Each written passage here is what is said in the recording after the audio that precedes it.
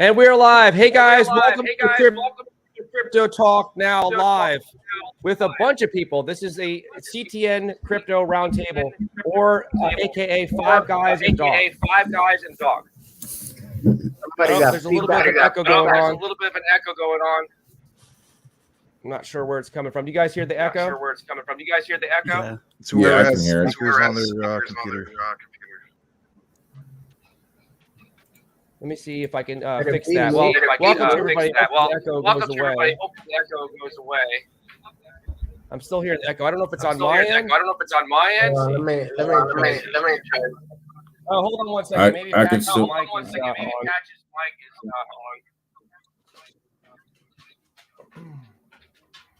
This Patch is talking to us. Everything good? No, it wasn't Patches. Larry, yeah, you're getting some feedback coming from you. I think it's coming off your speakers. I don't know where it's or coming something. from. So maybe there's a problem with StreamYard. Sounds like it's coming from you, That's Larry. That's weird. Huh. I don't know where it would be coming from. Basically, hold the on, bear with me. speakers are hitting your microphone. Microphone. What's going on? Hold on a second. Can you hear me now? Hello? No? Yeah, we can hear you. We can hear you. Can you just hear me the now? Feedback. That's all. What is going on? Testing 1 2 3. Yeah, I can hear you. All right. Can you guys hear me? Yeah, I can hear you. I just hear an echo. We hear you, but we're hear the echo. There must be some kind of technical issue with StreamYard because I turned my speakers down. Share screen. Hold on one second. Okay, I'm gonna take myself off. I'm gonna take myself off. All right, I still hear an echo. Daniel, try muting your mic real quick, Daniel. Can you guys hear me? Is there an echo? Okay, Yeah. so Daniel, I think it might be coming from your side. Yeah, bro. All right. I will I'll leave and come back. Okay. Okay, dokes. All right, test. How we listen? Testing 1 2 3. Is there echo now? No, we No. found out it was actually Daniel. This is something that used to exist a lot back when I was gaming up with my friends, like on back then we used TeamSpeak, for instance. There'd always be that one guy that would use speakers, and what would happen is the speakers would hit the person's microphone, and that's how you get all that feedback. Yeah. Okay. Well, we Welcome back, apologize Daniel. to the audience. Hopefully, we've got it sorted out now. Did we get that sorted out, or am I better, or are we still? No, you're good. You're It's good good now. All right, let's start over. Hey guys, I hope everyone is having a good night there. Welcome to 5 guys that are trying to figure out audio and 1 dog that doesn't have his audio on. So grateful that you guys are here. Let's say hello to the audience, and then we're gonna jump in and warm up properly. All right, Tim Shea says hey because that's what Tim Shea says. Brian Dowie says what's up? Crypto tonight. Greetings, guys. If you are using StreamYard, cancel echo cancellation on your mic settings. Thank you for the technical info. And I have not seen you here before. Welcome to Crypto Tonight. He's here. Thank you for being here. Let's keep Thanks going. for joining us. I like the name Crypto Tonight. That's really good. Daniel needs to cancel echo. Okay, cool. All right. Tim Shea says, what? Can't hear you. Hello. LJ3308. Hey, good day. Thank you for being here, LJ. Larry Johnson, perhaps. All right, Max, what's the first topic for the CTN Crypto Roundtable this evening? Well, first of all, let's go ahead and welcome everybody. First, I'd like to go ahead and how about this? I'm gonna start off with Chaka, actually, because I never met him formally speaking. It's always been in the comments and so on. So Chaka, really awesome being able to finally, have you here, I guess you could say, in this virtual environment. Obviously not physically in person, but I think this is the closest thing we got to that. So that's awesome to have you here, man.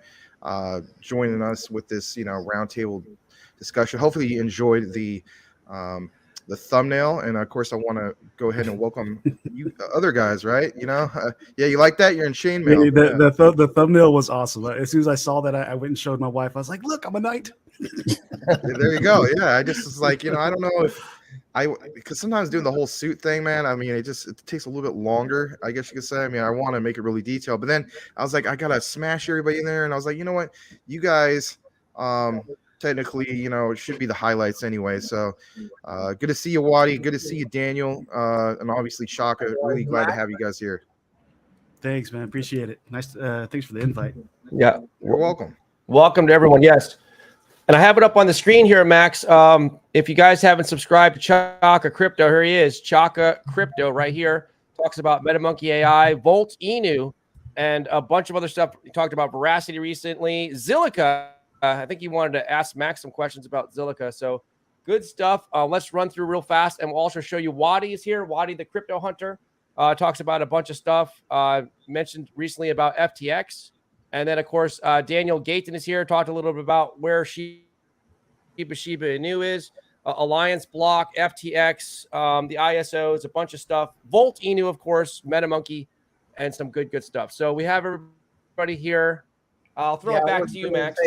When it comes to mine, you got to click live because I do more live videos than. Yeah, so that's I even complimented your last thumbnail right there. Yeah, with Sam Bankman, Pride, whatever his name is. All right, so we're gonna give everybody a heads up. I don't feel too bad because a lot of times we have late stragglers that come anyway. For instance, with my teaching background and so on, let's face it, it's kind of like a bunch of students coming in late to class, give me that darn pass or whatever, but whatever the case be, thank you so much for joining us here tonight at Crypto Talk. Now I want to go ahead and thank, for instance, Sean, the Crypto Smith. He's not here with us right now. Maybe he'll fit in that last slot in the future where Patches is at. No offense to Patches, but wanted to thank him for a great show we had yesterday. And of course, we're glad to be able to have this type of format, these types of shows to bring to you guys here today. Hopefully we'll have a few more people come in, but nonetheless, we're going to go ahead and start things off, and we're going to recognize a few things that basically happened like today and so on. So one of the big things that happened recently was, of course, addressing the whole thing with the basis points. Obviously, I talked about Sean, who, the crypto Smith. I almost said the crypto hunter. That wouldn't have been right. That's Wadi. Yeah. Anyway, he was here yesterday, and Larry asked him, what his guess would be, or prediction, I should say, in regards to the basis points, and it was just that. We both agree that it would be 50 basis points. It ended up being 50 basis points, so we definitely want to recognize what happened in that regard. But to get the actual show started, I thought I'd go ahead and start things off to kind of maybe get the adrenaline going just a little bit, because even though, we have a few people here and so on, we might as well get this going, to say the least. So I thought I would show, for instance, this right here. And I'm going to share it in a way, of course, where you could hear it. It's only about 30 seconds. I kind of fast forward to a sense. But here we go.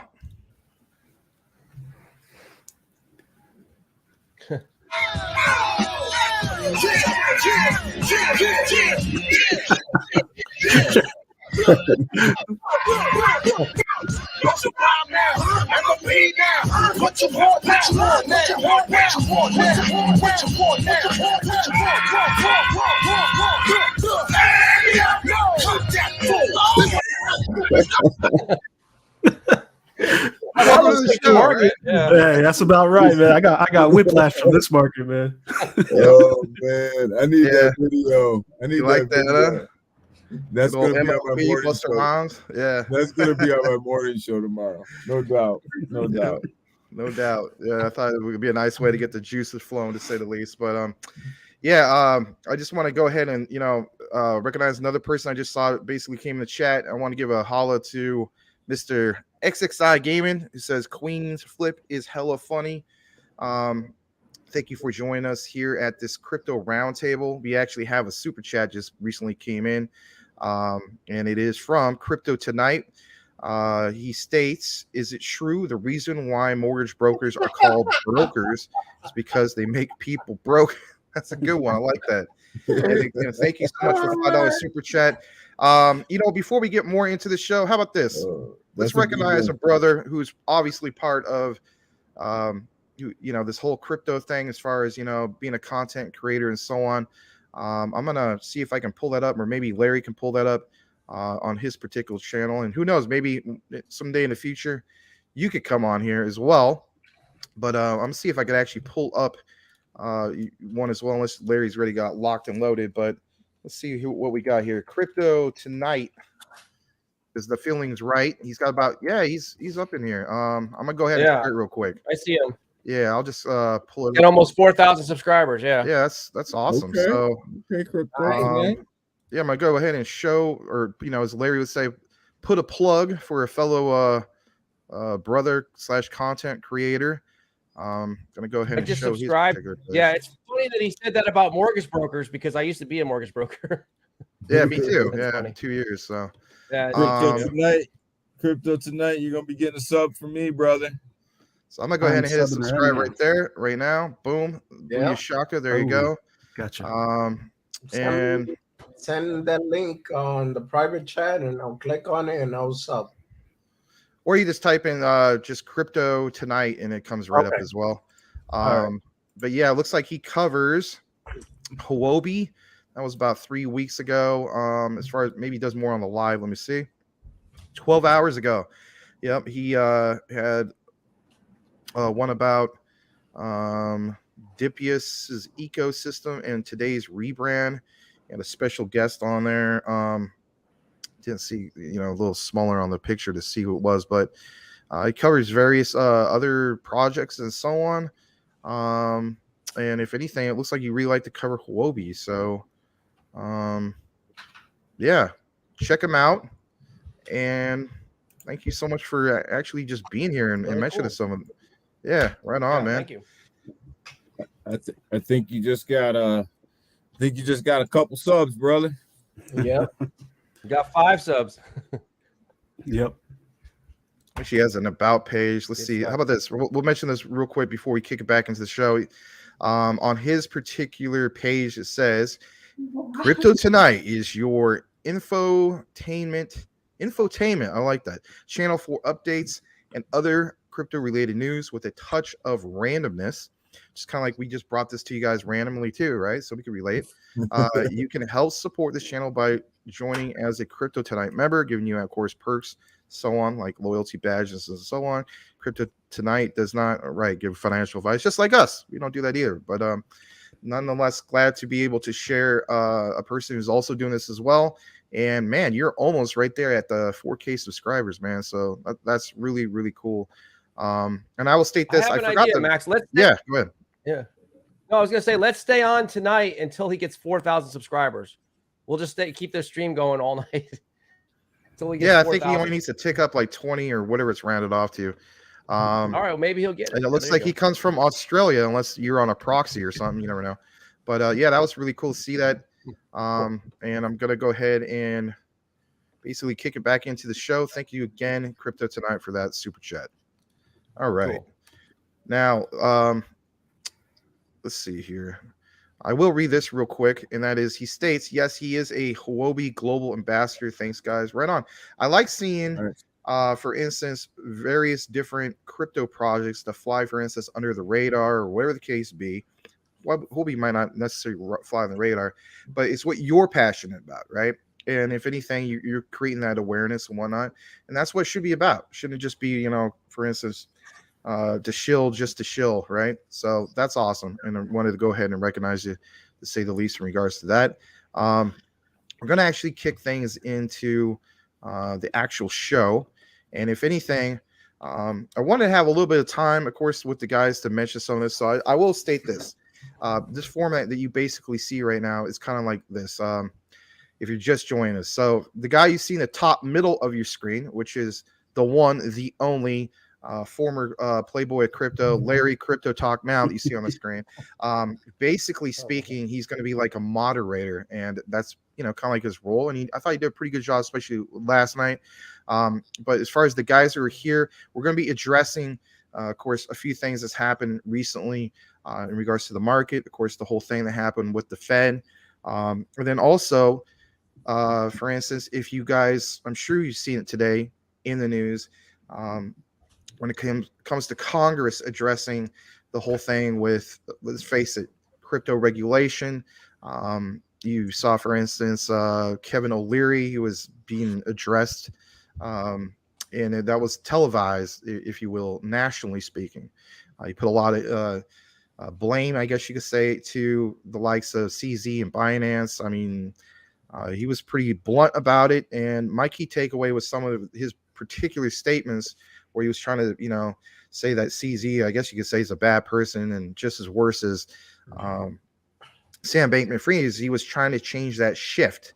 Now, we'll get more into this, and we'll love to get some of the insight from this particular panel here. But one thing I want to point out is we have to recognize what happened with the Fed. So I'm going to go ahead and share this particular tab first in that regard. And here we go. So there's this. Here's some key takeaways. Key takeaways from just that.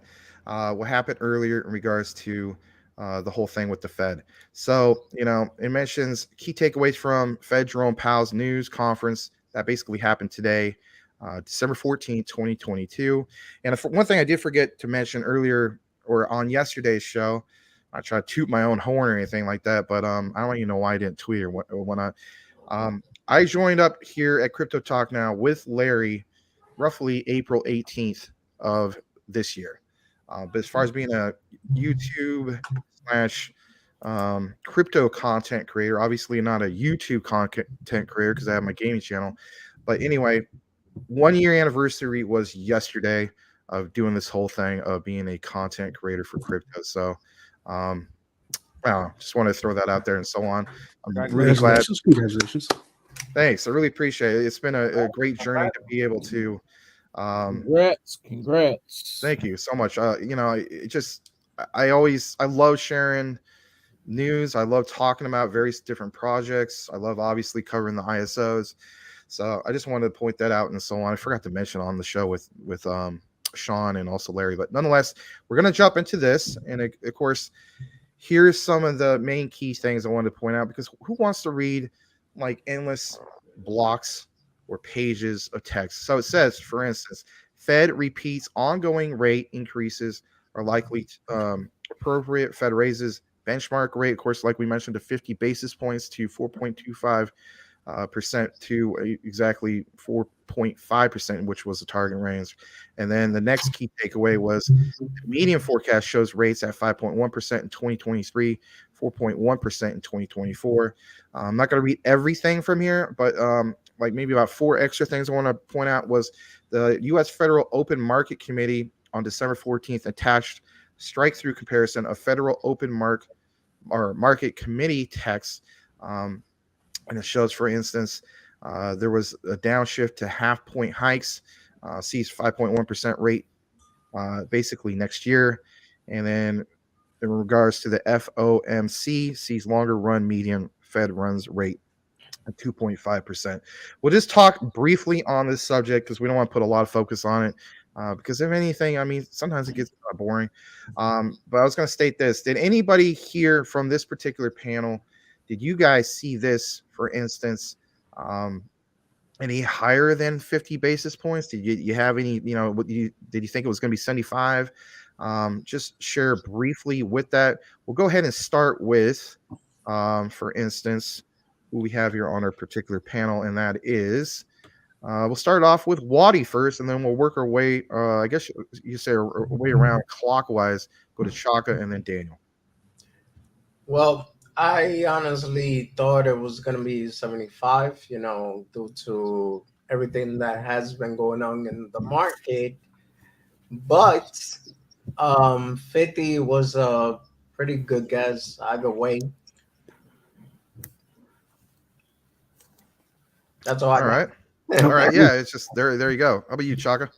Well, first of all, I mean, do you think that this the information that came out today will affect the crypto market? Do you guys think that will affect the crypto market in a negative way?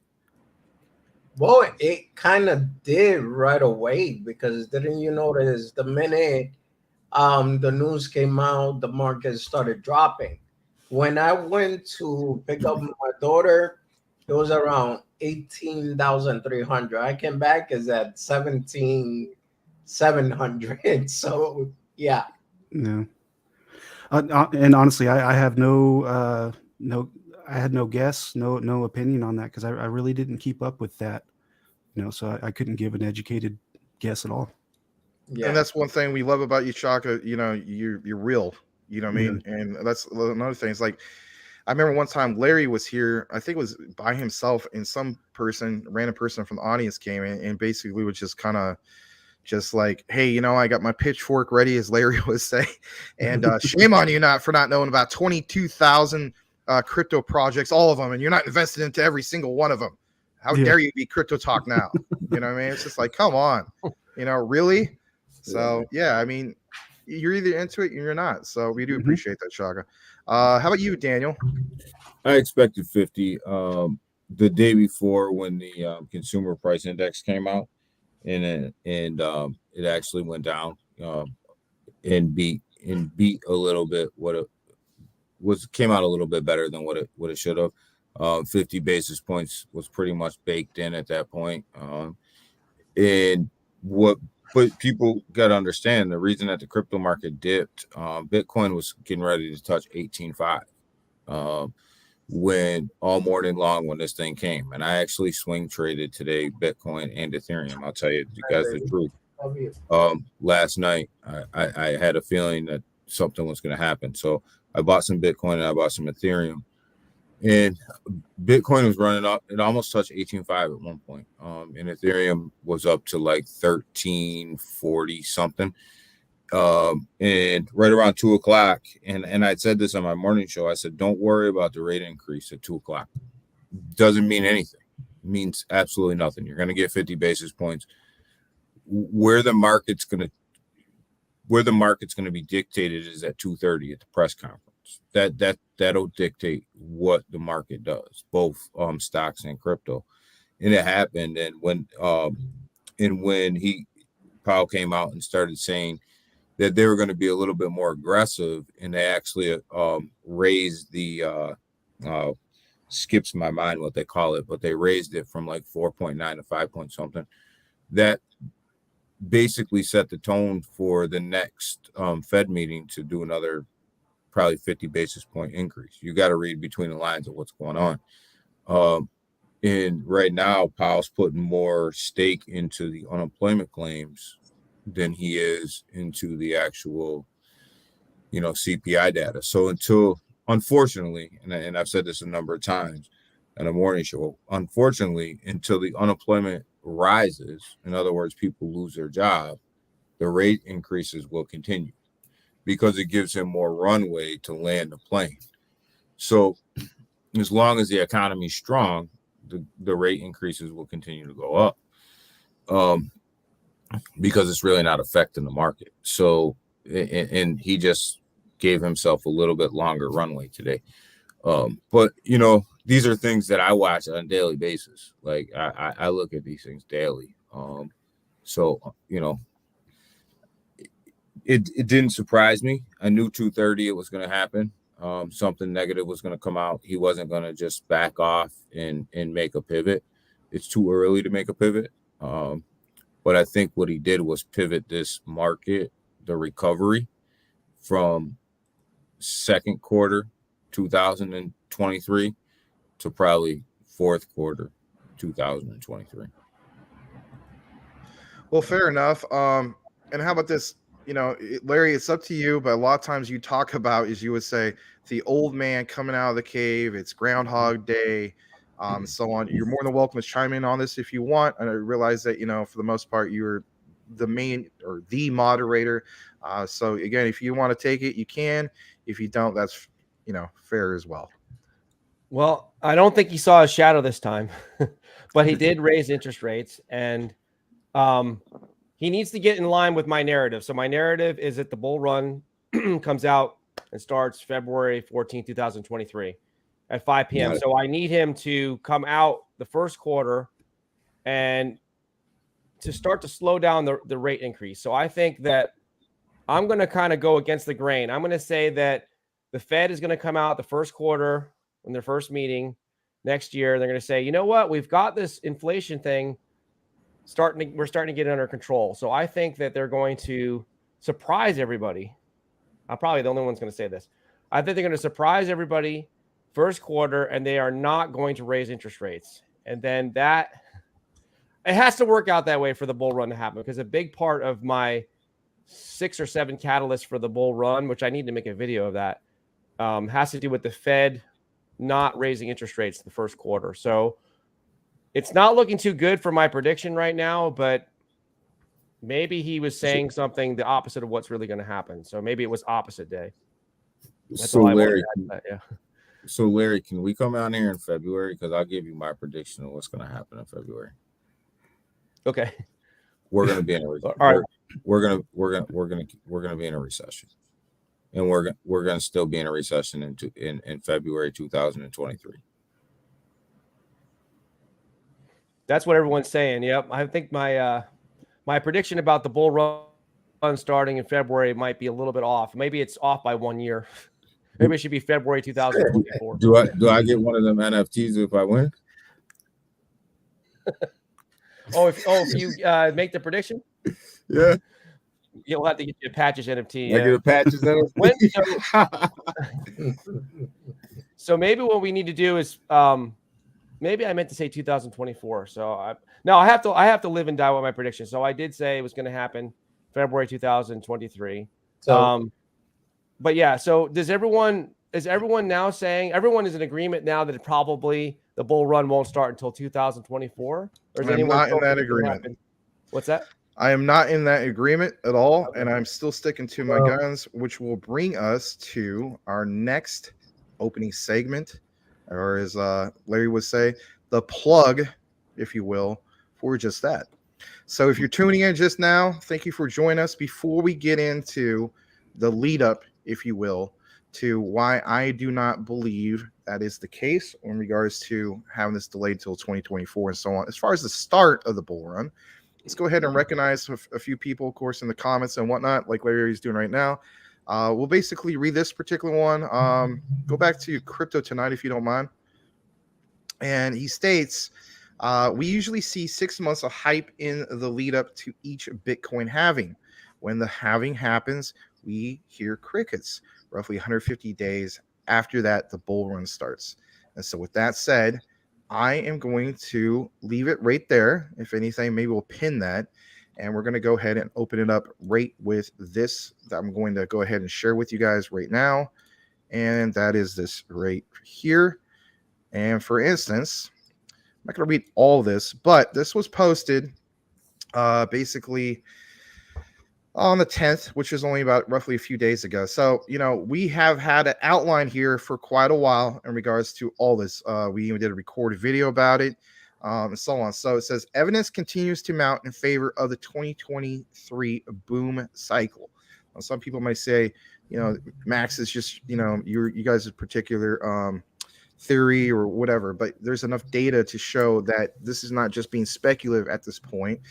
You have to refer back to what's happened in the past in history and reflect on that going further ahead. Now it says the cryptocurrency markets performed well this last week and so on, especially against the backdrop of poor equity performance.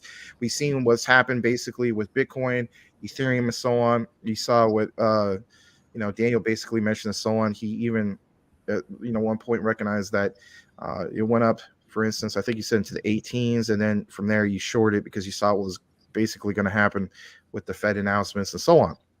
So in regards to just that, the coming boom cycle for Bitcoin and the altcoins basically in 2023, my thing is I see a lot of this, the boom happening.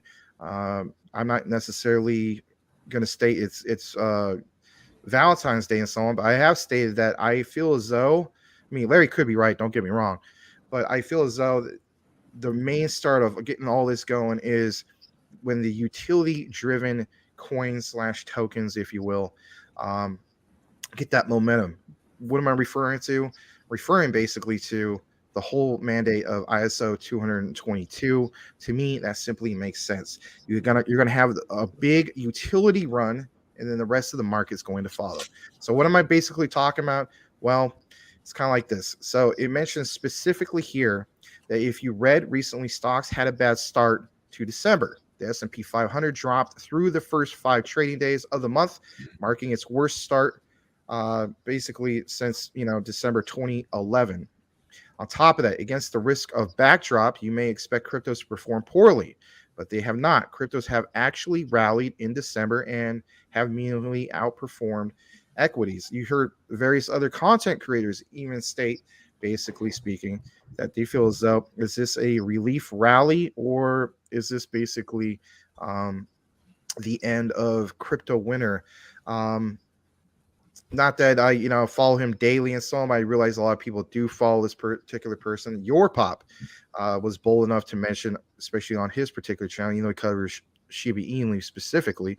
He mentions that he feels as though crypto winners and coming to an end. He provided some data as well. Not saying I'm hopping on that particular bandwagon, but it was interesting nonetheless. Now, I'm not going to read everything here verbatim. I want to point some of this out. So it says month to date, Bitcoin is up nearly 5%, while Ethereum is up more than 5%. The S&P 500, in contrast, was down 3%. And there's some things, of course, that happened here recently. Now, I've gone ahead and tried to blow this up as far as I possibly could without making this look too distorted and so on.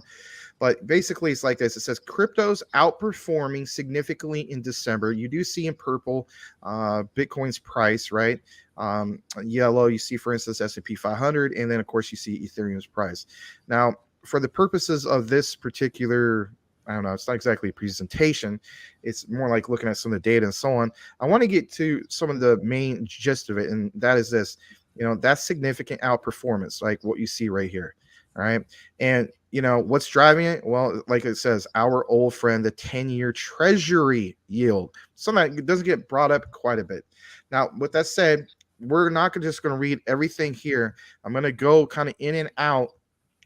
And I want to get, if anything, I think I'll start off with this. Does anybody here, not saying I'm going to pick on Wadi first or anything like that, but I mean, how familiar are you guys when it comes to the treasury yield? Who would like to take it first? Well, I got no clue. So if I say I know, I do not know. It's okay. Yeah. I'm familiar with it from the case of how it drives the market. Well, how it can drive the market. It kind of gives you indicators of where the market is. Yeah, absolutely it does. Chaka, you want to chime in on that, or is this? You know what? Let me just give you a really quick rundown of the way I invest, because I try to keep it simple for myself, because I believe in crypto in the long run. So to me, it don't matter what happens. So I try not to keep up with the other stuff, because I believe in crypto in the long run, and I just take advantages when the market's down. That's my opportunity to invest into technology. Like I took Vitalik's tweet as advice, and I'm trying to invest into like blue chips with technology for the future. So I try to keep it simple for myself, because if I get wrapped up in the reasons why and this and that, it just makes it more difficult for me. So I try to just keep it simple. So a lot of that I don't keep up with. Well, that's fair enough. I mean, the thing is, and I'm not trying to, sorry if I cut off anybody. All I'm saying is this: there's a crowd of people who will look at this particular stuff and whatnot.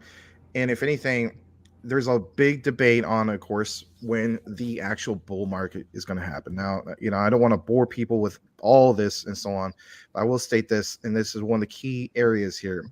I want to point this out. I'll actually go ahead and highlight. So it says, over the past 2 weeks, they, as in Investor Place, this is a premium content that I basically subscribe to, pay for it annually. But it says, over the past 2 weeks, they have received ample information suggesting the disinflation wave in the United States economy has not just arrived, but is actually picking up momentum. A recent example, the November PPI report was released yesterday, and it showed that producer price inflation slowed by 70 basis points in November, up a 40 basis point slowdown in October, which itself was up from a 20 basis point slowdown in September. And then one more example before we kick it into the, some of the other key areas, and that is third quarter unit labor costs rose just 2.4% versus expectations of a 3.1% rise, and down from a 3.5% increase in the second quarter.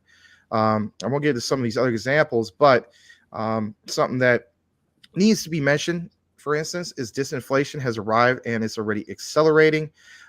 We talked about recently what happened with the Fed's decision about the 50 basis points, but in regards to these treasury yields, right? So the 10-year treasury yield has plunged in December, and it says basically just like that. In other words, both treasury yields have collapsed and crypto prices have risen in December. Now, what is the key takeaway? We're not trying to bore you guys or anything. That is not a coincidence. Why is it not a coincidence? Well, like it mentions, if treasury yields are moving higher, cryptos will trend lower. If treasury yields are moving lower, cryptos will trend higher. Here at Crypto Talk Now, we don't want to just give you guys, for instance, especially those who are watching, talking about just specifically news. We want to give you guys some educational input, to say the least, as well. So it says an updated version of the chart is included below. And basically you see this where the Bitcoin price 10-week lag versus the inverted 10-year treasury yield. Look at the correlation there. It's something to be said, to say the least. Now, it says if we continue to believe that this anti-correlation will be the primary driver of crypto prices in 2023, and I'm going to lean with that as well. I'm going to go against, I guess you could say, the majority of the people is basically saying, no, Max, we don't see the start of the bull run until 2024. I'm staying flat out. For the record, me personally, I see the bull run starting roughly around that time of the end of the first quarter of 2023. So what does that mean? That means basically right around the end of March. I truly believe once you get the ISO 222 mandate, that will kick in that crazy adoption for the financial sectors, the institutional money. You will start seeing market caps of these particular different crypto projects or products, if you will, start to skyrocket, to say the least, things we never seen before. Remember before, for many months, we had that whole outline for you guys, and that was called Preparing for November. In reality, that was delayed. It's now preparing for March. Now, I will read this before I kick it back to our panel, because I want to give you guys a chance to reflect on this. It says, we expect inflation pressures to significantly subside in 2023. Just look at the oil market. Oil is the biggest driver in inflation, and oil prices are crashing hard. The historical analysis of price action on oil going into economic slowdowns, which is widely expected in 2023, suggests oil prices could fall to $50 or even $30 a barrel. As oil falls, inflation rates, I should say, will fall. They will fall fast, and they will fall far. The coupling of crashing inflation and a slowing economy will force the Fed to stop hiking rates and actually start cutting rates in order to avoid a deep recession. Now, I get, a lot of people, like for instance, Daniel was stating that he feels as though we're going into that, and rightfully so. I mean, if anything, I think a lot of people feel as though like we're currently in one, right? So it says this will result in massive money supply expansion, which, as we also have shown you before, coincides positively with crypto prices. And of course, that's what gets me excited. Now, last, it says, in short, then we expect falling treasury yields, expanding money supply, and overall easier financial conditions to ignite a new boom cycle for cryptos in 2023. As we know, if people have more money to spend because they're simply not getting punished with the groceries being too much, or the gas prices being too much, and everything, and generally speaking, being too much, it creates a mass wave of people simply having more money. Having more money equals throwing away more money potentially into crypto. Who wants to take it first? Back to you, Larry. All right, hang on 1 second. We got to thank Salamander in Space, the XDC commander. Thank you for that, Max. And thank you, Salamander, for he says the $4 donation. He says, great answer, Chaka Crypto, with the long-term investment strategy. I just want to say hello to a few people here before we kick it back to the panel, the round table here, because we want to welcome some people that just joined us. Mr. Lambo's Crypto Talk is here. He says XDC is pumping. Daniel saying hello to everybody in the comments here. Yoga Matt is back. He says, just a side note, government didn't actually print that 1.9 trillion. They just added digits to bank accounts in most cases, as far as I know. Do they really need a CBDC or an XRP? We can come back to that. And let's say hello to Lin Hua. Lin Hua says, good evening, CTN family. And then Salamander in Space says, too much reading, Max. Let your friends talk. Thank you for the $2 donation. Okay. Well, All right. I appreciate the feedback. constructive feedback. Thank you. Yeah. Thank you. All right. So let's get everybody involved here. My button is sticking here. Who wants to chime in with something? Anybody that wants to jump in, go ahead. Well, my thing is the first time seeing that type of data, which is actually interesting, and I learned something new today. So it's like I always say, you never know everything, and there's always somebody that could teach you something new. So thank you for that, Max. Now, as far as bull market, I keep saying either mid 2024 and of 2024. I don't expect it to start anytime soon, even though there's other data.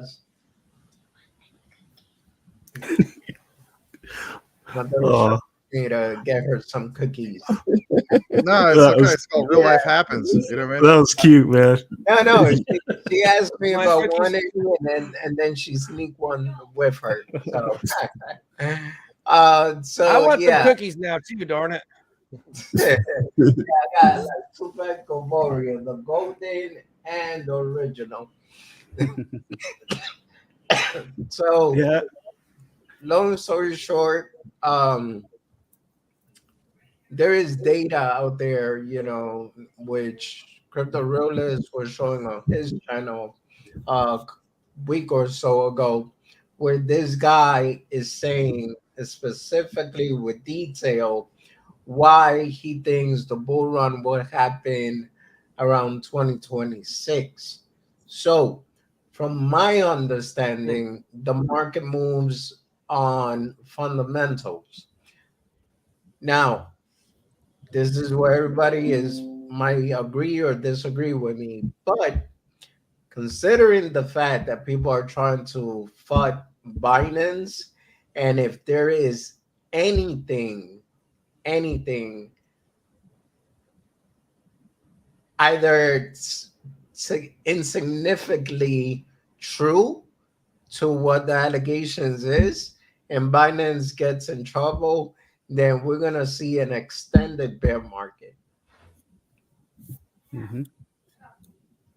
I agree with Wadi too, and I don't, like I said earlier, I don't keep up with that type of stuff, but I really like to hear it. I like to learn about it, and that right there was what Max was, the reading and all that. I think that's very educational, and it's good to know.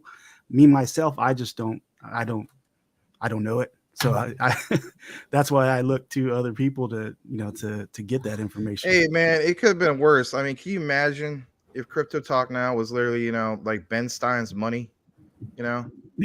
I mean, literally, like I just come here like, welcome to Crypto Talk now.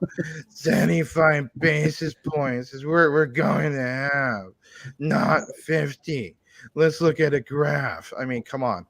I think we would have literally one person in attendance, and it would probably be technically not even an audience member. It would just be Patch's feed, and it would count as a client connection. All right.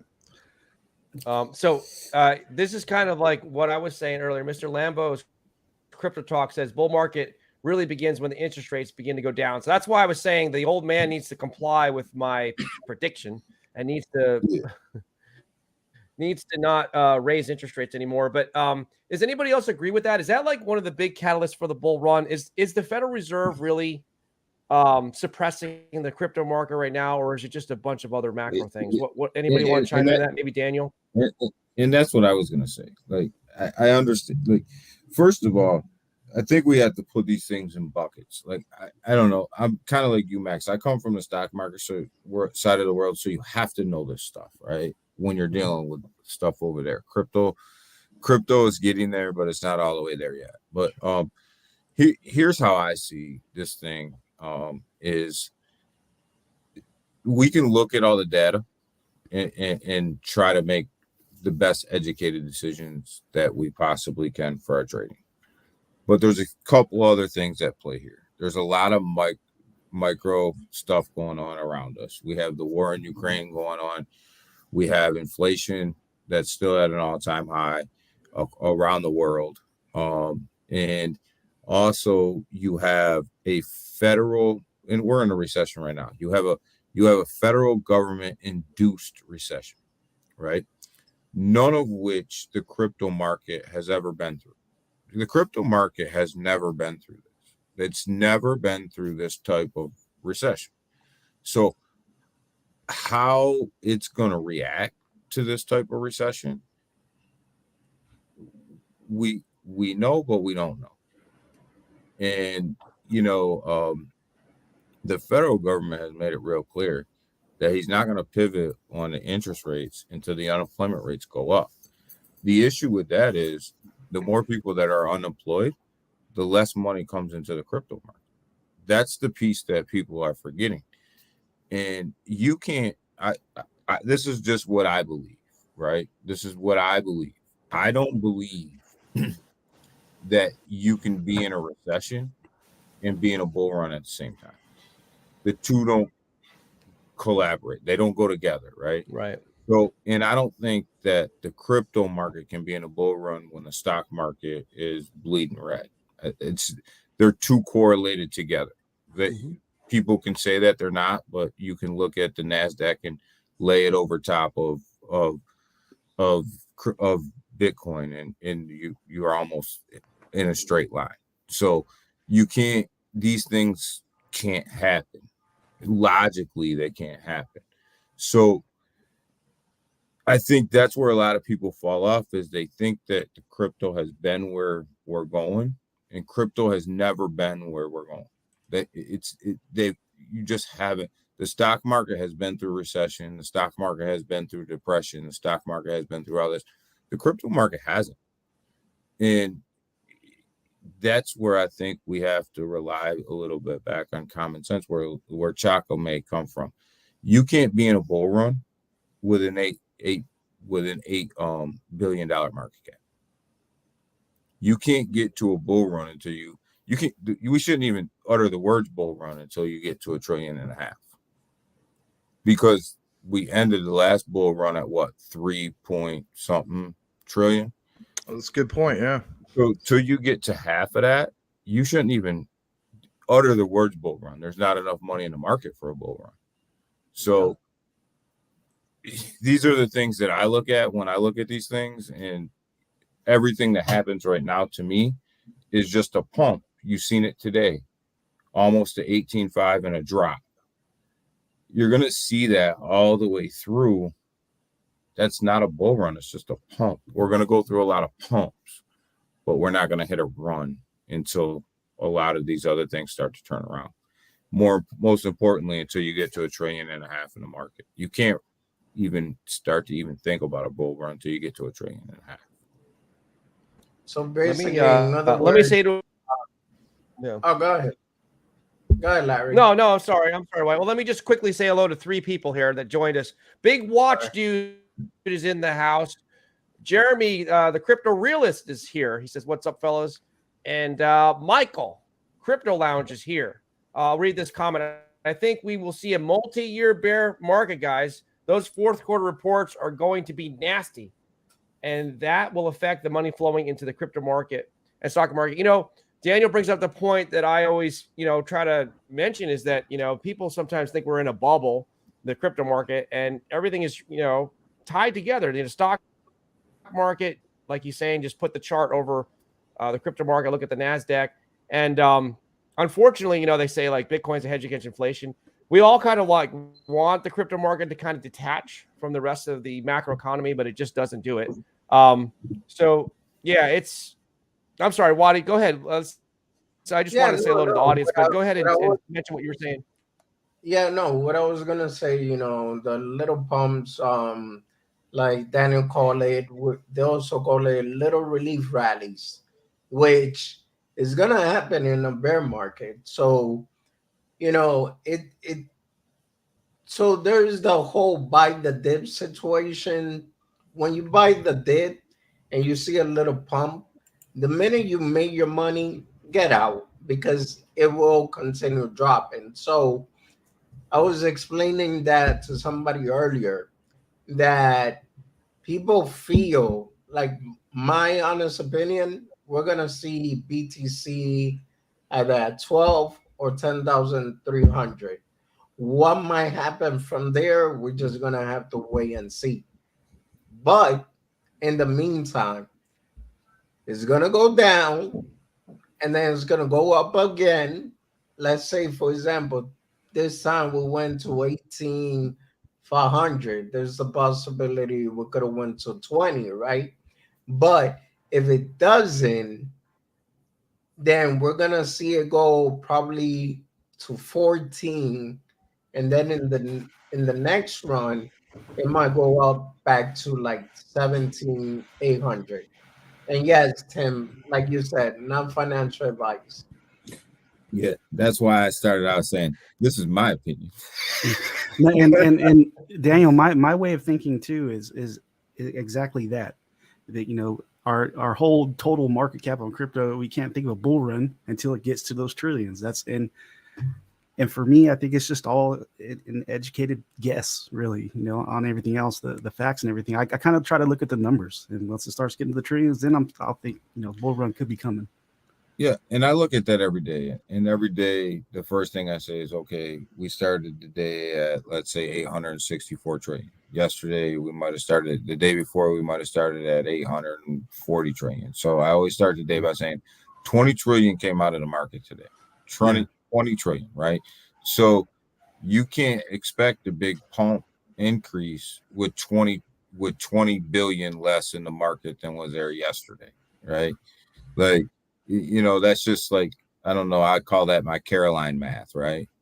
Like, it's pretty simple, right? I mean, you can't pump a market with less money than that was there yesterday, right? So and I always say the bull run ended at like 3-something trillion last time. I want to say it's 3 trillion. I could be wrong. I might have to go back and look at my numbers, but I always cut that in half and say, okay. I used to do this in the stock market. You cut it in half. The last bull run, was X amount. So in order to start a new one, you have to even start it, you should be at half of that market cap just to even think about going back up. So it's just, it's going to be tough. And I'm glad that we're here for the ride for crypto, and I don't think that this is doom and gloom season at all. I think this is how millionaires are made, really. Mm-hmm. I think that I'm glad that we're here for it because this, like I said, crypto's never been through this before. So how crypto reacts to this particular market now will let you know how crypto is going to react to future markets. And because there's never going to, I don't want to say never, it's going to be hard for us to have a market this bad again in our lifetime. Yeah. With everything. I have a question for the. Oh. No, I'm sorry. I didn't mean to cut you off. No, I just said with everything going on around us, it's going to be hard. I got a question for the knights of the round table here. I'm going to start the question with Max. I'll ask Max first. Will there ever be a point in time, and I'll get everyone to weigh in their opinions, will there ever be a point in time where the crypto market will become a bubble, where we can detach, where the crypto market detaches from the overall macro world economy? Will it just be able to be sort of self-sufficient and not be dependent or intermingled with these other equities markets, for example? Can we go on a bull run when the stock market has crashed? What's your thoughts, Max? I'm going to lean towards no. I know that once that's something that gets brought up quite a bit. I mean, honestly, until we get to the point where we have a lot of money going into the financial sector. I mean, we're talking like literally maybe trillions or quadrillions if that's the case. And then also the retail adoption of being at like roughly 50%. I just don't see that happening where we're detached from it. I want to read this real quick. I know you glimpsed over it before, and that is Mr. Lambo's Crypto Talk. This particular comment, he says, I don't think ISO launch event in March will be a strong enough of a catalyst for a bull run. And he states Quant was supposedly about to take off in November before ISO was postponed, and there was never a run up. And I respect these comments and so on. And if anything, this is where I'll just agree to disagree. And the reason why I'm stating that, and I mean this with all due respect, Mr. Lambos, I always appreciate you coming here and so on, because my thing is this: it's not just with Quant, right? I'm literally thinking about, for instance, XRP, right? With that, again, the on-demand liquidity that hasn't been activated yet.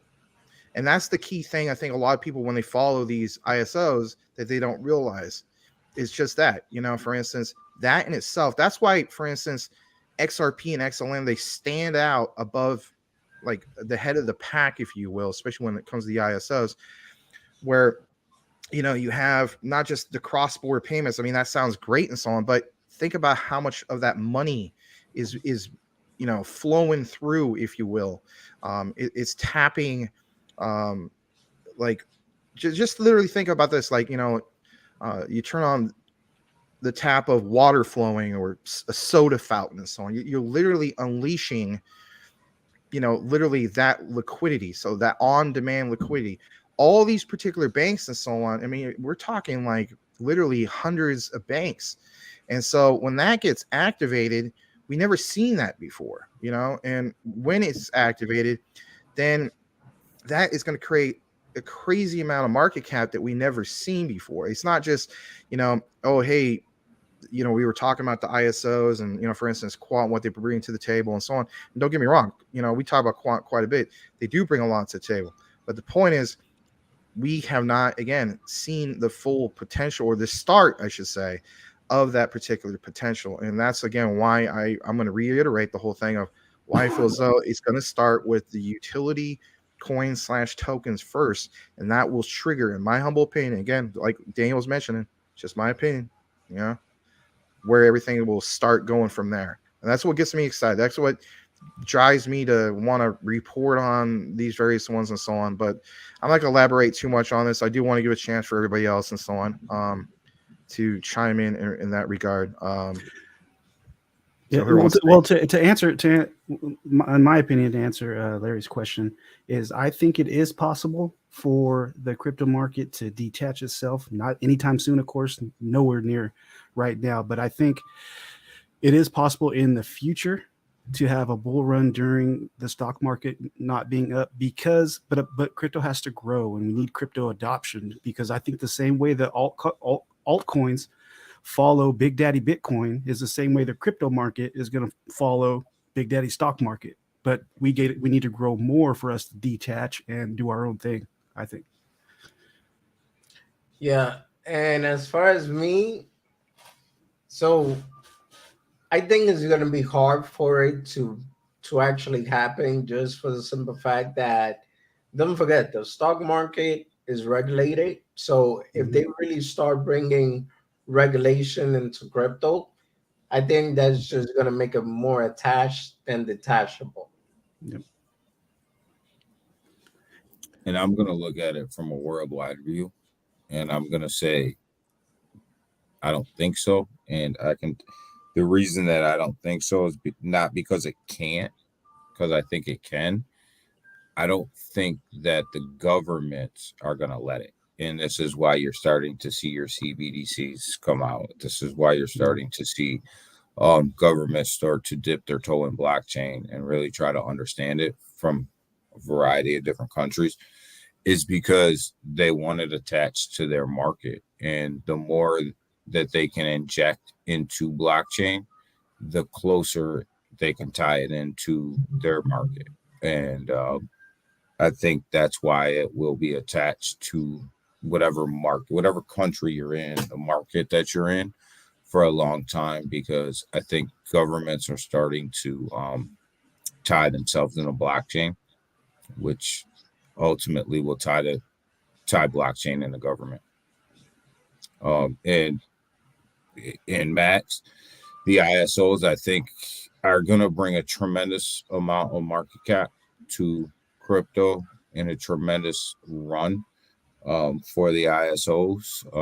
And the on-demand liquidity is a huge deal, something that's the banks don't have right now. It's something that, nobody has right now. Your whole financial system doesn't have it. I think it's going to be a big deal. I think it's going to be something that's going to change the game. Is the government going to allow that to happen and run the market when they don't want the market to run? Because the government doesn't want the market to run. People forget that the market running right now is not in the government's favor. I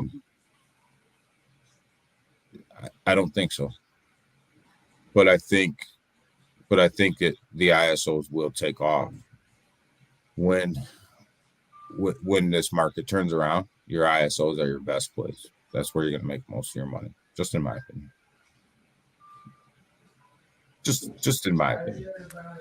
I think if you're not in the ISOs, you're going to miss out. Well, it's a good thing that there's going to be, for those of you that are not invested in the ISOs. I mean, I'm almost there. That's not true. You're invested into stellar lumens, man. You always beat yourself up about that, but you are into stellar lumens. Yeah. You have not sold that building yet and bought your XRP and your quant? No, he still hasn't. No, but I think it's going to be the beginning of next. It's going to be like right before Christmas. But Alliance Block, I'm telling you. But I was thinking that the XDC and Alliance Block are my two big ones because of the market caps being so low compared to XRP. But I just keep thinking that this is a good thing. Everybody's like, one time that person said, "Oh, you're just doom and gloom." It's a good thing that we have a prolonged bear market, right? I'm trying to look at the glass being half full because it gives us more time to accumulate. And like Daniel was saying, someone said earlier, I think Daniel said there's going to be millionaires made in this because everything is going to. I still think we're going to go lower, right? Like Wadi was saying, 12,000, maybe 14,000 Bitcoin. So when that happens, it presents us with a tremendous opportunity. Everybody that's around watching the show right now, right? There's 15 people watching. All you people that are watching have a tremendous opportunity to accumulate during this time. And what are you going to look to accumulate? Not financial advice.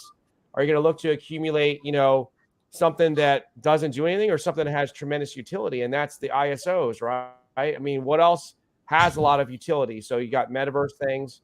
You've got different things that have applications. But we're talking about the ability for payments and the transfer of money between countries. I think a big thing that gets overlooked is, can you imagine, let's say you have a lot of money and you want to transfer, say I have $1 million, let's just pretend, and I want to send Max $1 million. Like the amount of paperwork I would have to fill out, and people would think, the banks would think that it's, not legitimate. So if I wanted to send $1 million to Max, it could take like 10 days to send, right? If I wanted to sell $1 million in XRP, I could send that like in seconds. So that's something that gets overlooked. The time that it takes to transfer money between, in this case, wallets, right, versus like bank accounts. It's just that the banks are there's so much control surrounding banks, but it's really outdated technology. But what else? Let me ask the panel here. What else besides the ISOs not should people be accumulating, but what else are you accumulating besides the ISOs during this prolonged bear period? Whoever wants to jump in first, go ahead and answer that, please. I'll go first. Basically, I'm looking a lot into Gala, Veracity, Metaverse, because they do have an actual utility. Like Gala it has a big platform. It's not just based on one game like X Infinity is. X Infinity is just based on that game. So Gala, on the other hand, is based on a couple of games. They're went into the music entertainment. They went now they're doing their Gala films. So eventually, Gala, you know, not financial advice, but in my opinion, and for myself, I see it as a great investment. Now, Veracity, they're based on ads and content, which is something that everybody is using now. And they just recently partnered up with Amazon Ads something, but Amazon is already a big company itself. So in the long run, the fact that they're accepting to partner up with these companies like Amazon, I feel that they have something good going on, and it's only gonna get better. Like people don't know about Theta Network much from what I noticed, but Veracity is basically the next Theta Network, just What was that last part you said? Wadi cut out when you said it. oh, Veracity, it's more like the version of Theta Network, but a little bit more improved. Even though Theta Network, don't get me wrong, at the price that it is right now, is dirt cheap too. And Theta Fuel, which is the partner token to it. So Mhm. those coins, like Theta is being used by NASDAQ. I mean, not NASDAQ, sorry, NASA, which is the space company. And yeah, I mean, like I said, I see those coins as a brilliant, nice, bright future, and they'll be make it. And I agree with you. Wadi, Veracity is one of my picks also, because not only for the reasons that you were talking about, they also have that US patent for the proof of views mechanism that they have going on. And Yeah, if that catches on, if there's platforms like any platform that wants to make sure that their views are real and not bots, like, and there's tons of them out there, are going to have to use Veracity's proof of views mechanism and pay royalties to them. That's another reason that I thought was that's why I picked that. And I'm a metaverse nerd, man. I really believe in the metaverse. That yeah, I can go on about the metaverse, but metaverse and gaming projects, because gaming projects, or like Zilliqa, for instance. I recently got into Zilliqa that's a good because thing. of they're coming out with that Web3 console that really struck my interest. I'm actually going to have Valentine, I forget his last name. He's going to come on the channel, and he's I guess he's in charge of the gaming side of Zilliqa, and he's going to share, Nice. talk about that. But that'll be beginning of next year. But that really caught my attention, because if that it's not only a gaming console, it's also a wallet, and has a mining mechanism in it. So if that catches on, cool. And I saw the games. The games are, they're really focusing. Zilliqa's really seems like it's really focusing on the gaming side of it. So that caught my attention. And then as far as the metaverse platforms, if that catches on, it's not catching on right now, but if it does, those can be huge. And not just any metaverse platforms. I look for certain things, that's my preference. I look for certain things that I think that can advance the whole metaverse as a whole, so that's kind of what I'm looking at. Zilliqa and Veracity are ones that I've also invested in recently. Yeah, and can I just add to that before anybody goes? So the thing about Silica and that console, bro, just see it this way: you play the PS5, you play Xbox, you don't get jack, Mm-hmm. but you're playing on this console and you're mining Yep. a good cryptocurrency. So that's something to think about, because man, I'll kick my PS5 out the window. That's what I was thinking too. I mean, when I'm playing Xbox, I have an Xbox, I don't have a PS5, and I'm playing Xbox and I turn it off, what's the Xbox doing? Nothing. It ain't doing nothing. But if I have that console, you turn it off, it can still be mining for you, and earning throughout the night. If that happens, if that catches on, yeah, cool. I'm gonna give it a shot. Let's say hello to 3 people real quick that are in the house. Cody Core is here, and so is Lynn Wah and Cool Cat Crypto. Welcome to all you 3 guys that just joined us. But anybody else, Max or Daniel, want to chime in on what Wadi and Chaka were saying about other things other than ISOs to invest in? We talked a little about Metaverse. We talked about gaming and Zilliqa. Anybody else want to chime in on what they're looking at besides the ISOs? Yeah, I can tell you my bag. I mean, obviously, you can go into your Bitcoin and your Ethereum, and them are just kind of given. So, and I just think that if you're in a crypto market, you should have them, at least a little bit of them. But the one that I'm really I'm stacking up on BNB. I think the percent gains in the next bull run are not in Bitcoin and are not in Ethereum. They're in BNB. There's more room to run there, in my opinion. Matic, I'm loading up on Matic. Polygon, I'm a blockchain guy. Chaka's a metaverse guy. I'm a blockchain guy. So, I'm loading up on Bone because it's going to be the gas for the Shibarium blockchain whenever that comes out. And, Wadi knows my Gala bags are packed. I'm loaded up on Gala about as far as I want to be loaded up on Gala. So I'm just waiting for the bull run to happen. So we got BNB, Matic, Bone that I'm loading up on. I will get back into Crow if it gets down to 5 cents. I'll pack some bags in Crow and just let them sit. And from a lower market cap standpoint, I really have sold off the majority of my lower market cap coins, which some people refer to as memes, but I come from the stock world, so I consider them lower market caps. And I'm only holding on to right now MetaMonkey AI, Volt, and what do I have? MetaMonkey AI and Volt right now, for the most part. And I've pretty much sold off and consolidated everything else. So that's kind of what I'm riding with, and that's what I've been doing over the last couple of months, is just selling off some of my bags other than the ISOs and all the lower market cap, some of the lower market cap stuff, and Alliance Block. Oh, we'll conclude that in the ISOs. So, but other than that, that's kind of what I'm loading my bags up with, and blockchain. I'm going into the bull market blockchain heavy.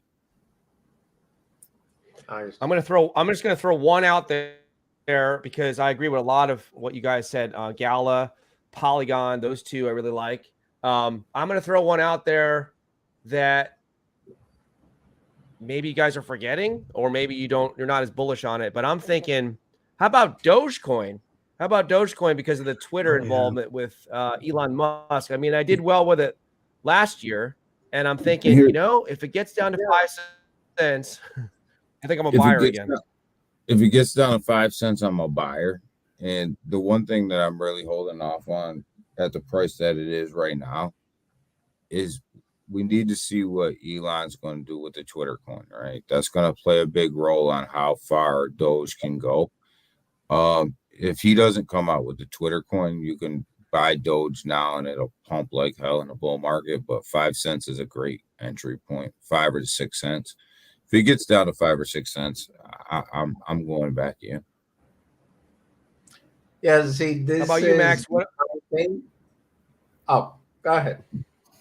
No, it's okay. Wadi, No, that's fine. No, I was just gonna get Max to chime in with something that he. No, I'm sorry, I couldn't hear you. Go ahead, Wadi.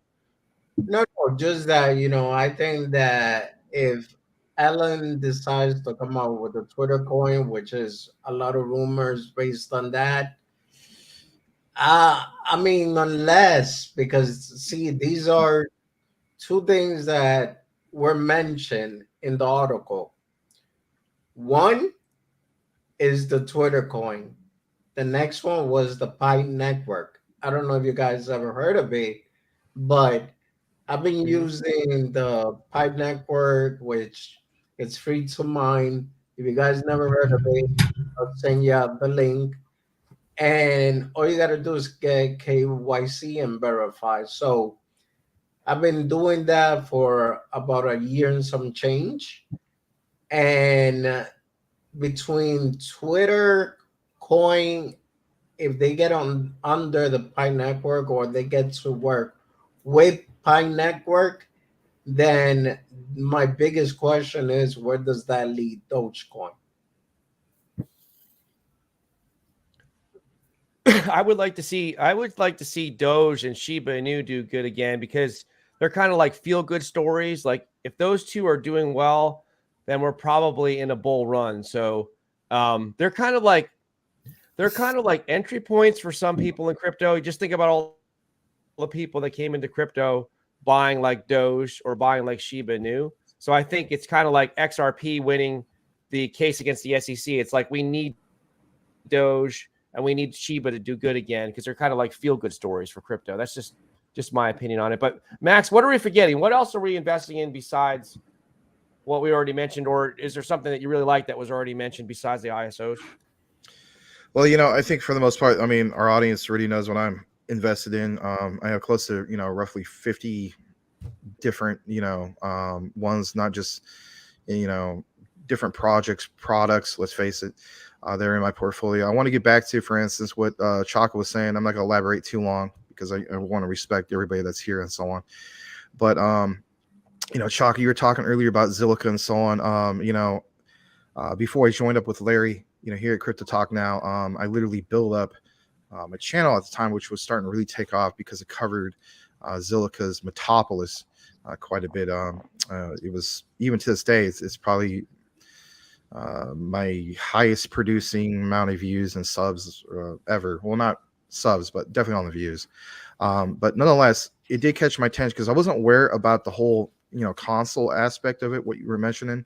And that's awesome that you're going to have that thing coming up, by the way, into 2023. I mean, shout out to you, man. That's really, really cool to have somebody from Zilliqa come on over with you. I think that's definitely going to help you out as a content creator.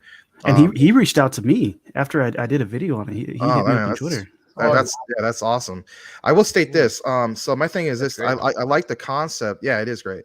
I like the concept of what you mentioned, for instance, and also what Wadi was talking about, and that is you could take your console and use it for mining.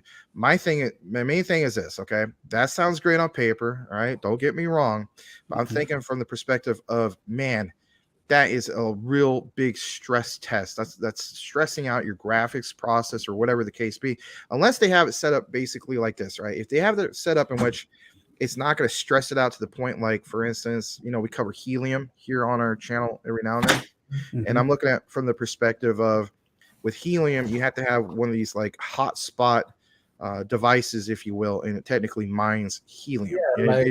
It doesn't, right. It doesn't take that much energy. Like the Bobcat miner and stuff like that. Right. So there should be options, and of course you can basically ask this when the person comes on to join you and so on, Chaka. But can you decide what kind of stress load you get? Like you click on a thing that says basically, I don't know, whoever it is, Zilliqa or whoever is not responsible, for, like, I imagine at some point, a person have a warranty or extended warranty, whatever the case be.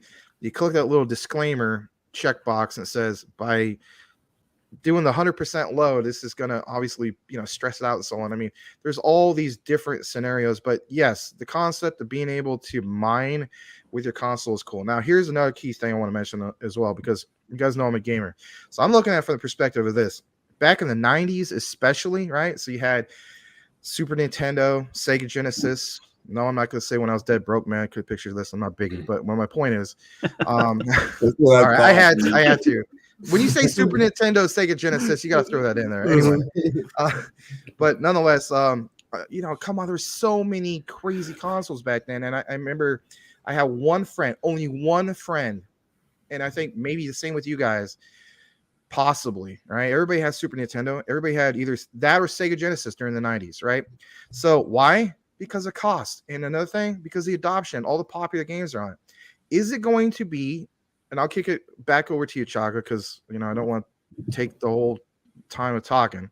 But what I was going to say is, in my humble opinion, it could be an instance of this Zilliqa console ends up being Panasonic 3DO, Neo Geo. Neo Geo was $1,000 console, and the games, if I'm not mistaken, were like 100 or 200. $100 or $200 a game, as high as I think even more than that. So again, that's the key thing, the adoption. Yep. If you don't have enough people playing the console, then that will be an issue, because if anything, then it will be really expensive, and then you literally have the 21st century version of the problem of Neo Geo and some of these other ones. And of course, don't get me wrong, Neo Geo and all those other ones, they end up merging and they just focus on games. For instance, like Sega, right? There is no, I would kill for a Dreamcast too, by the way. I love the Dreamcast. But my point is, I think it's going to be an issue like that, the adoption. I'll kick it over to you, Chaka, because you seem like you're a lot more knowledgeable about this.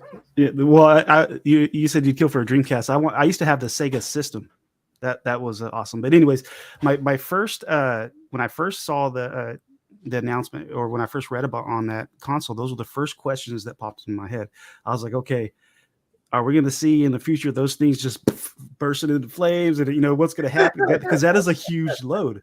And I was like, but then I started reading on it and then going and seeing listening to their AMAs, and that is something that they are working on. So I hopefully by the time he comes on, they will have that figured out. And then another thing was the adoption of it. And I was already thinking, are they going to be able to play? Are they going to partner with somebody else and be able to play their games somehow on this system? Because right now who wants to go out and just play these blockchain games?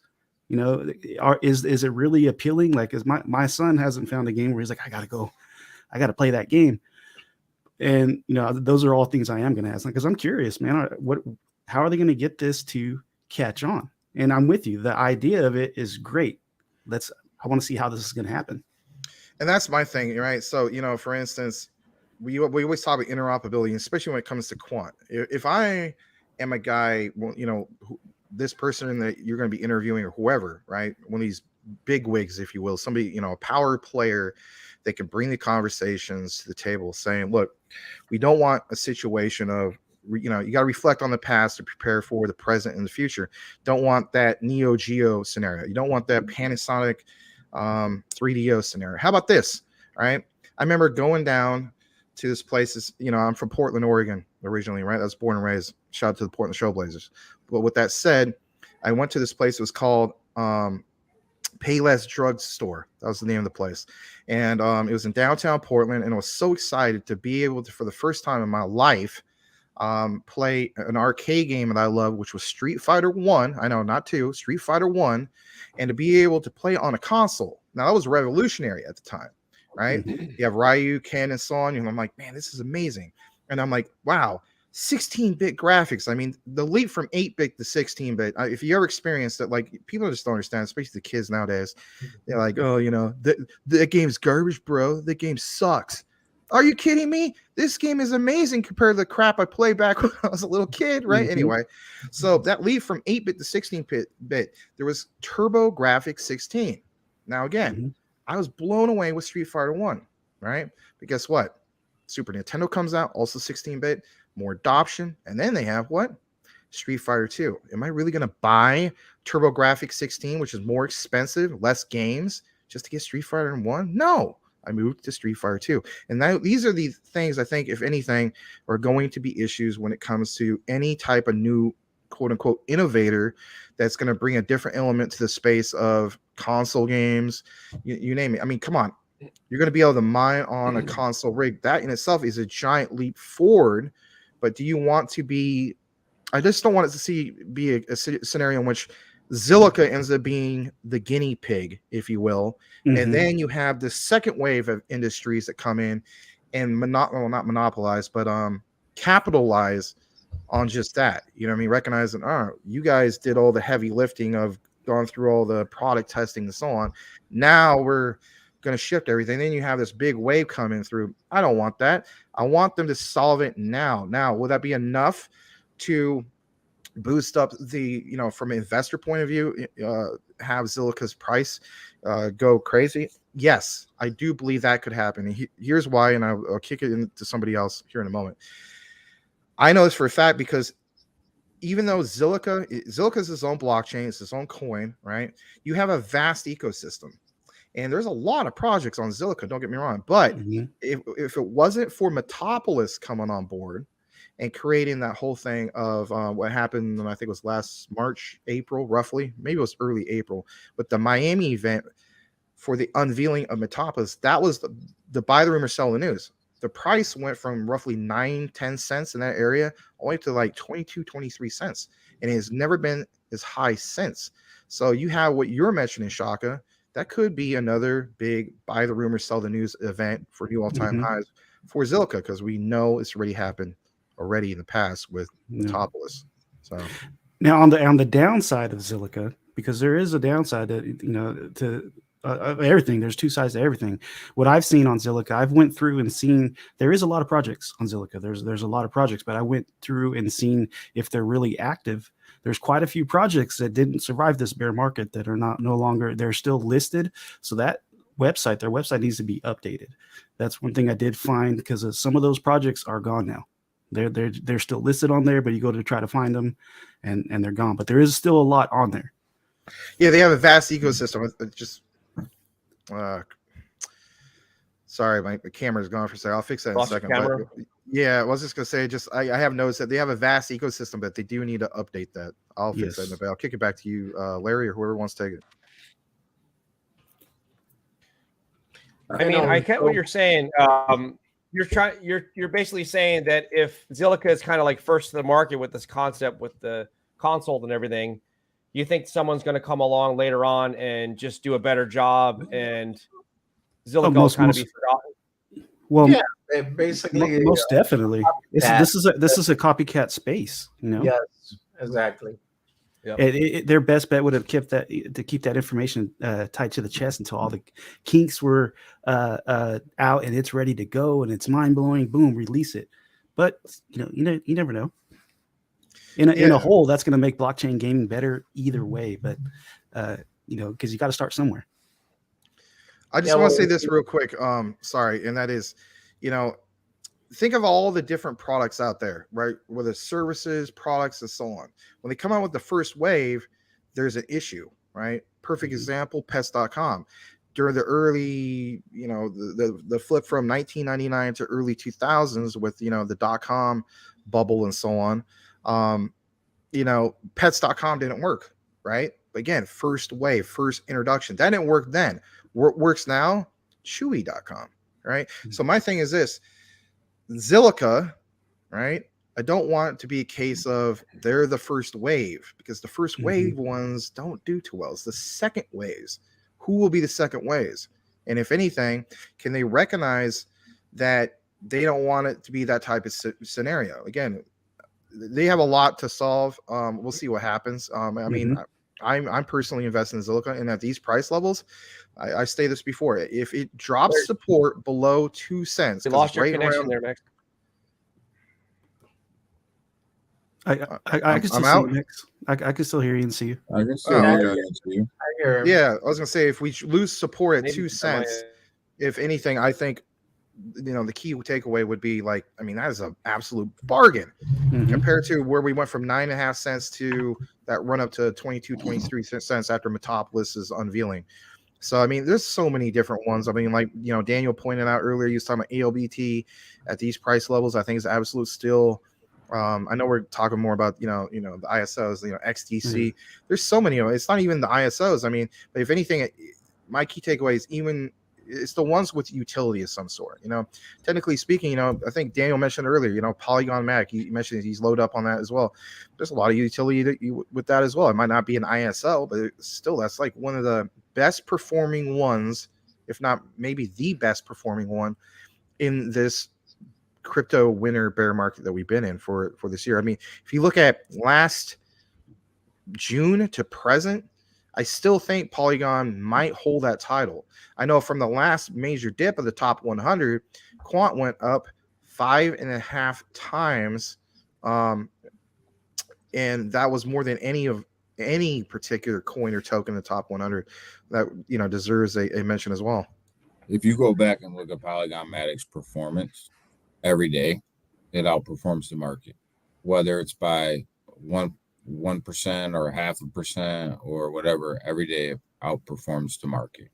It outperforms percent gains. Like if Bitcoin's down 5%, Matic may only be down 4%. It outperforms that particular, on a percent basis, it outperforms the market every day. For a long time it has. So it's good.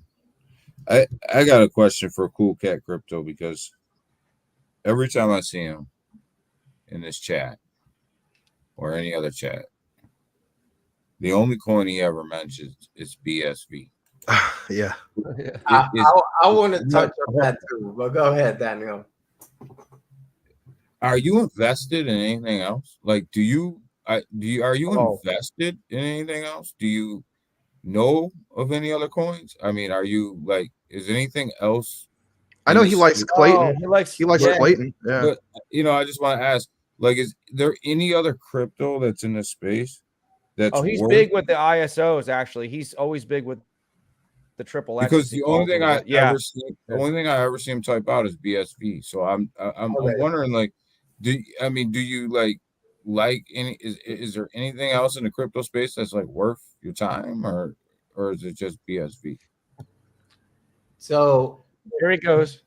This is the thing. I mean, type something to me besides BSV. What else are you invested in? No, this is from there. He is. He's got it on the screen. Yeah, on the screen. Okay. So this is the thing about BSV, Bitcoin Satoshi version, correct? It already lost its momentum. I'm sorry to be the bearer of bad news, but it lost its momentum. It has been delisted from a lot of major exchanges. So, do I think it has a future? Not really. Bitcoin, no, I had to get rid of my hat. I'm not here. You got a Bitcoin hat, or is that a Bitcoin Satoshi version? Well, no, it's a BSV hat according to Cool Cat Crypto, because no, it's a the logo positioning. Yeah, the BSV has like a dragon, the Satoshi version. So I'm not here to say whether BSV will work or won't work. I mean, I'm not even remotely educated enough in that particular crypto to say that it will or it won't. I am just so happy that Cool Cat Crypto typed out something else besides BSV. I wouldn't have cared if he would have typed out Rug Pool Inu. No. Just don't get him coming out of the woodwork, right? Just let me see you type something besides BSV, man, and I appreciate it. I appreciate it. All right, so you know what, Cool Cat? Fair enough. I'm gonna do the research, but honestly speaking, I don't know, man. The only person I know that got resurrected from the dead was Jesus. That's all I gotta say.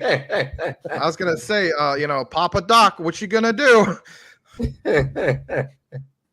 Yeah. All right. Hey, cool. Thank you just for appeasing me, Cool Cat Crypto. I appreciate it. Well, let me ask this question of the panel. Here's an easy one.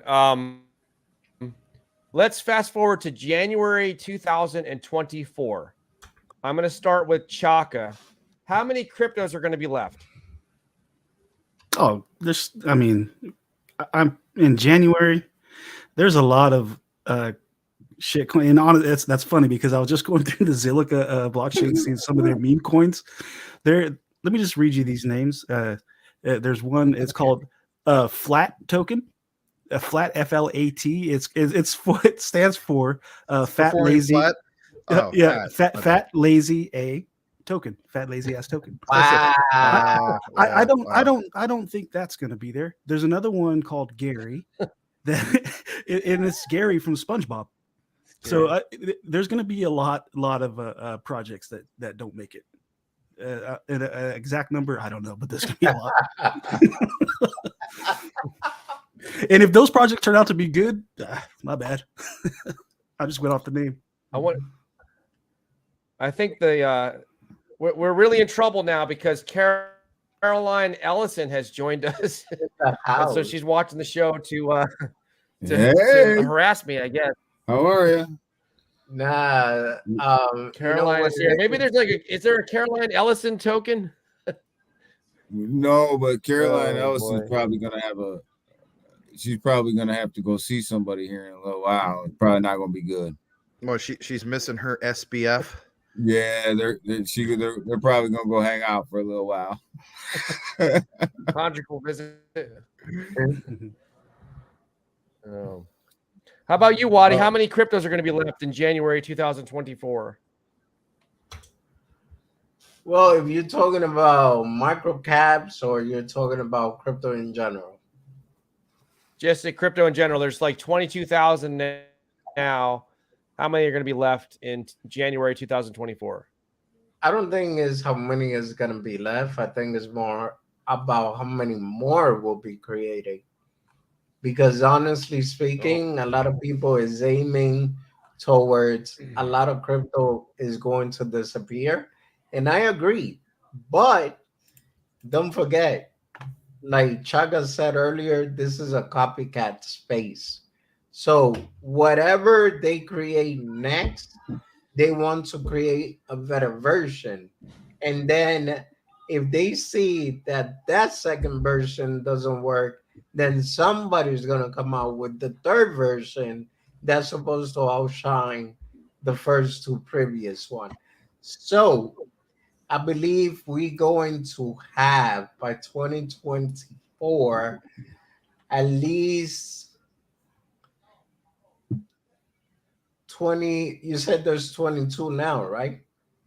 22,000, yeah. Yeah, I think at least 24 to 25. Wow. Okay. So you think it's just going to keep growing and growing and growing? Yeah, I think there's always going to be a new type of blockchain. Ugh.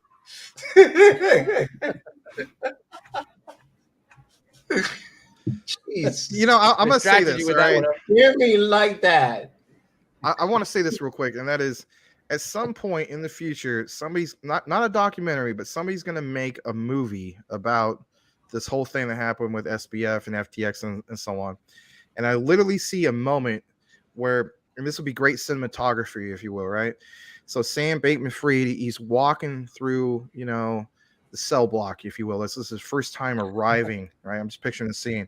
And you're hearing all the, the prisoners, and they're like all rowdy and whatnot. And there's going to be that one prisoner in his cell as he's walking through, and you hear it in the distance, and then he cranks it up, and you're literally going to hear, "Sweet Caroline." Bom, bom, no. And then they're going to all start throwing. No. Yeah, you're going to be all throwing all their trash out the cell, and just crazy stuff. Anyway.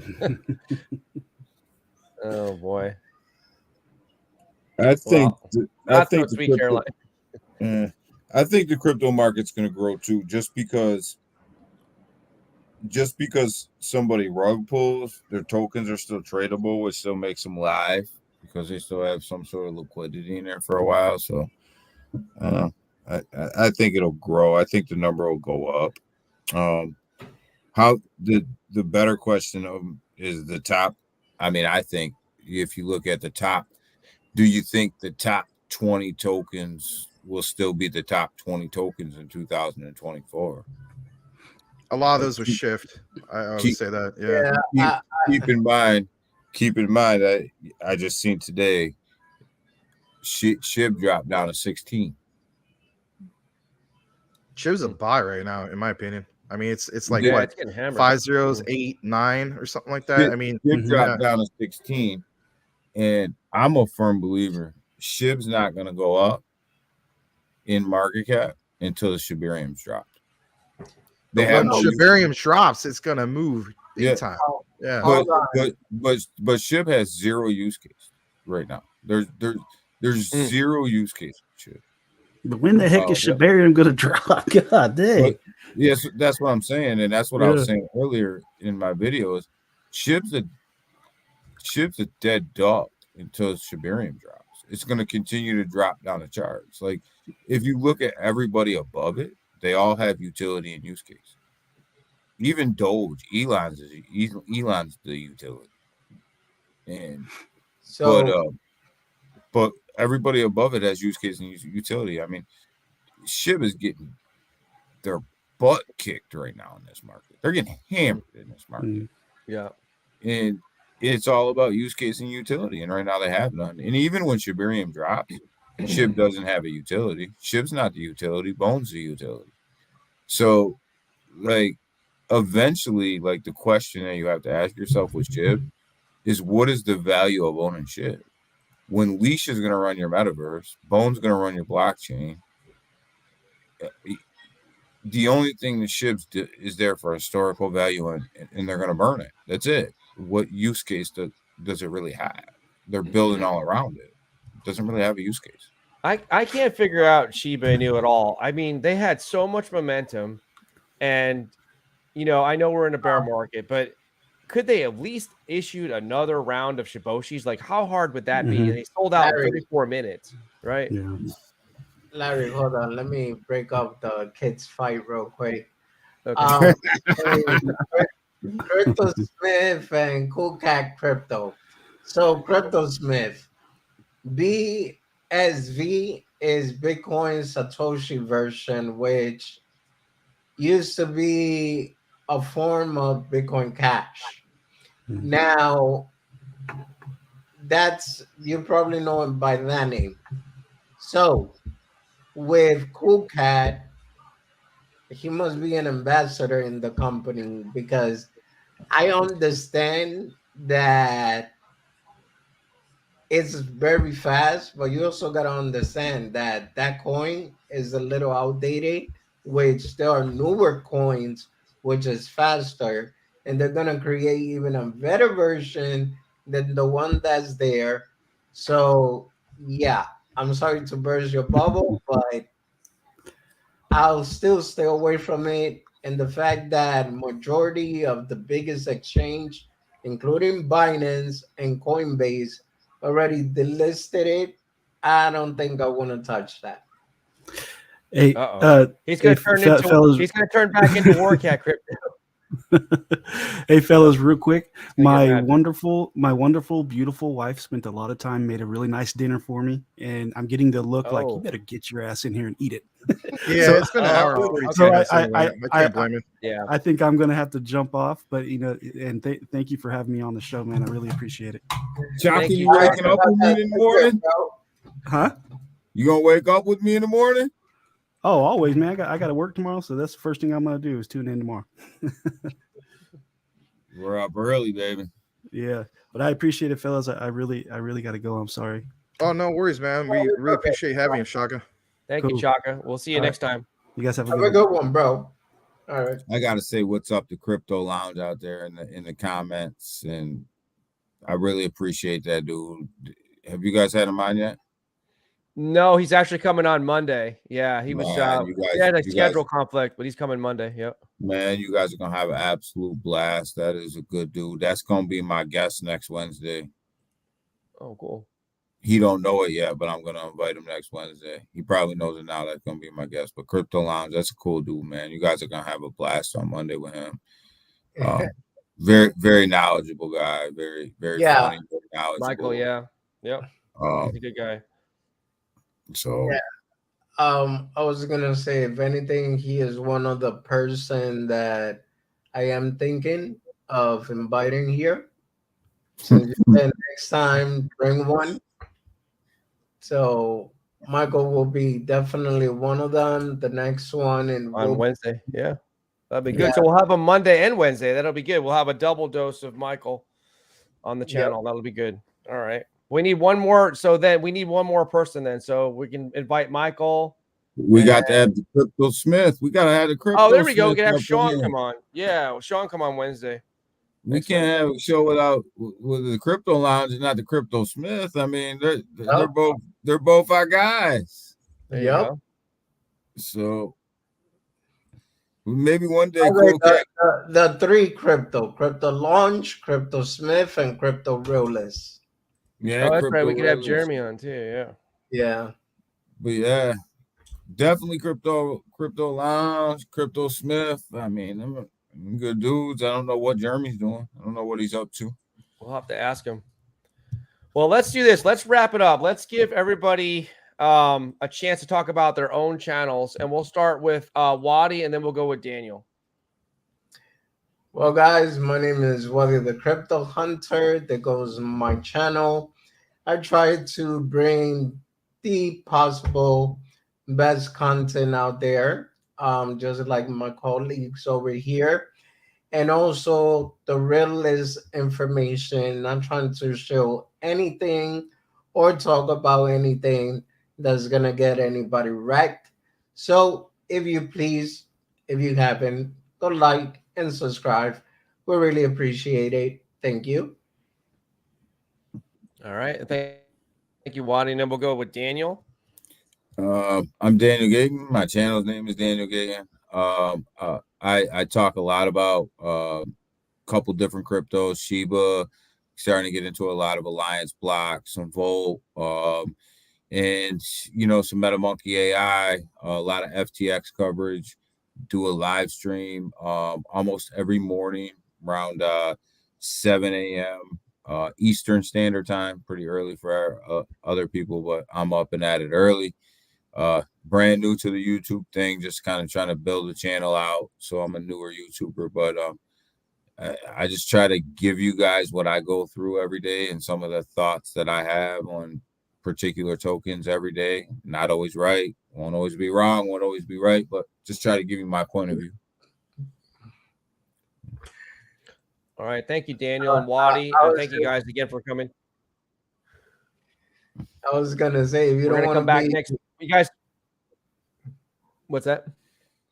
Oh no, I was just gonna make a joke with Daniel, because I was gonna say, if you don't want to always be right, then that means you're the arch enemy of bleeps. Talk right, about that backstage. Right. That's his life.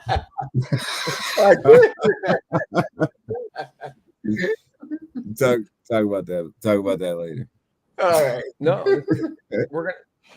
it's gonna be good. Next week's show is gonna be even better, because hopefully we'll have maybe 6, 7, 8 guys on here. It'll be good. Max, let me get you to chime in, and I'll give you the last word, and then we'll sign off. All right. Well, thank you so much for everybody that tuned in earlier, and for all the ones who especially stayed the course and so on from beginning to end. We had some technical difficulties at the very beginning, but I mean, come on, a lot of times these things happen. It's no big deal. So we had a decent turnout tonight, and just want to say really appreciate that. Glad, of course, to have Chaka. He's not here right now. He went to have dinner, and rightfully so. That sounds pretty yummy right now. I'm a few hours behind you guys, so yeah, that does actually sound pretty good right now. Haven't had dinner myself, but yeah, Wadi, thanks again for joining us.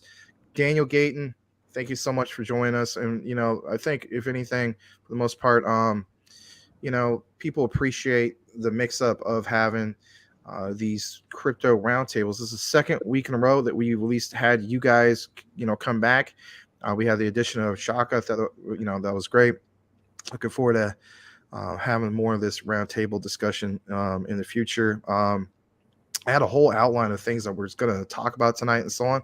A lot of times, that's how it is. We spontaneously will move to a different subject and so on. And if anything, I think people don't mind. So, but yeah, thanks again, guys. For coming out, and I'll kick it back to Larry. And I want to thank everybody. Thank you to Max, Wadi, Daniel, Patches. Thank you for sleeping. And we look forward to seeing you guys again tomorrow night, 9 p.m. Eastern Standard Time. Be good, be safe, and take care.